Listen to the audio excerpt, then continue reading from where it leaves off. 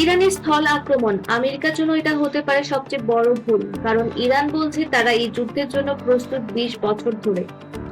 মধ্যপ্রাচ্যের উত্তেজনা এখন চরমে। ইরান স্পষ্ট করে বলেছে যদি কোনো দেশ বুটস অন গ্রাউন্ড অর্থাৎ স্থল বাহিনী দিয়ে আক্রমণ করে তাহলে সেটি হবে একেবারে ভিন্ন ধরনের যুদ্ধ। ইরান শুধু হুমকি দিচ্ছে না, তারা বলছে তাদের ভৌগোলিক অবস্থানই সবচেয়ে বড় অস্ত্র। এই দেশটি পাহাড়ে ঘেরা জটিল টপোগ্রাফি, যা আফগানিস্তান থেকেও কঠিন। বিশেষজ্ঞদের মধ্যে 7,000 সৈন্য দিয়ে ইরান দখল করা প্রায় অসম্ভব। ইউনাইটেড স্টেটস এবং তার মিত্রদের উদ্দেশ্যে ইরান বলছে যুদ্ধ শুরু করা সহজ কিন্তু শেষ করা অসম্ভব। তারা আরো দাবি করেছে এই যুদ্ধ দীর্ঘস্থায়ী হবে এবং ক্ষয়ক্ষতি হবে ভয়াবহ।